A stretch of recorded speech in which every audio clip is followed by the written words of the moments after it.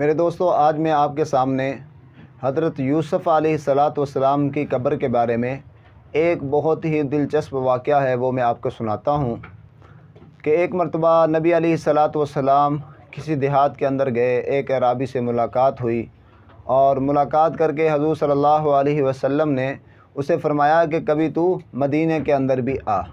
اب وہ اعرابی نبی علیہ السلام سے ملاقات کے لیے مدینہ منورہ آتا ہے۔ نبی علیہ السلام نے اس سے کہا کہ تو کیا مانگنا چاہتا ہے، کیا مجھ سے چاہتا ہے؟ تو اس نے کہا یا رسول اللہ مجھے ایک اونٹنی دے دیجئے، ایک بکری دے دیجئے۔ نبی علیہ السلام نے فرمایا افسوس تو نے بنی اسرائیل کی ایک بڑھیا کی طرح سوال نہ کیا۔ صحابہ اکرام جو کہ مشتاق تھے، ہر سوال جو ہے نبی علیہ السلام کے شاگرد بھی تھے، مرید بھی تھے، حضور صلی اللہ علیہ وسلم سے پوچھ لیا کرتے تھے یا رسول اللہ صلی اللہ علیہ وسلم اس کا کیا معنی ہے، اس کا کیا مطلب ہے، تاکہ ہمیں اس کا مطلب معلوم ہو جائے، اس کا معنی معلوم ہو جائے۔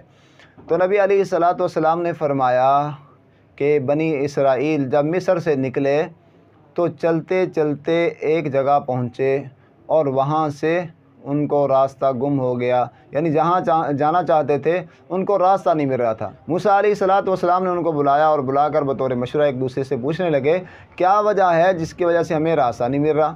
تو بنی اسرائیل کے علماء بھی جمع تھے، انہوں نے کہا موسیٰ علیہ السلام سے کہ جب یوسف علیہ السلام کی وفات ہونے لگی تو انہوں نے ہم سے وعدہ لیا تھا کہ جب ہم مصر سے نکلیں گے تو حضرت یوسف علیہ السلام کے تابوت کو ساتھ لے کر جائیں گے۔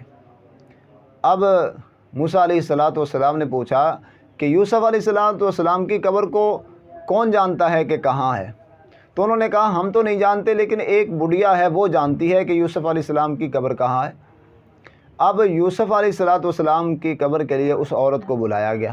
جب وہ عورت آئی تو ان سے موسیٰ علیہ السلام نے پوچھا کہ یوسف علیہ السلام کی قبر کہاں ہے؟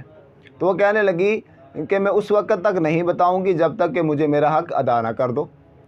تو موسیٰ علیہ السلام نے پوچھا آپ کا کیا حق ہے؟ تو کہنے لگی میرا حق یہ ہے کہ میں چاہتی ہوں کہ میں جنت میں آپ کے ساتھ رہوں، آپ کا ساتھ چاہتی ہوں۔ ایک نبی، اولوالعزم نبی، اور وہ موسیٰ کلیم اللہ کہا کہ میں آپ کا ساتھ چاہتی ہوں۔ موسیٰ علیہ السلام ابھی سوچ رہے تھے کہ وحی آئی کہ اس کی بات کو مان لو، اور انہوں نے کہا کہ ٹھیک ہے، اللہ تعالیٰ کی طرف سے وحی آ گئی ہے، تو میرے ساتھ جنت میں رہے گی۔ اب اس کے بعد عورت جو ہے وہ موسیٰ علیہ السلام کو لے کر ایک جھیل کے کنارے پر پہنچی، وہاں تھوڑا سا پانی جمع تھا، تو کہا اس پانی کو نکالو۔ اب پانی کو نکالا گیا تو نیچے ایک قبر نظر آئی۔ اب قبر کو کھودا گیا تو نیچے حضرت یوسف علیہ السلام کا وہاں تابوت پڑا تھا۔ پھر تابوت کو انہوں نے لیا اور پھر چلے تو راستہ مل گیا۔ تو اس واقعہ سے ہمیں یہ سبق ملتا ہے کہ جب بھی ہم اولیاء اللہ کے پاس جائیں تو ان سے دنیا نہ طلب کریں۔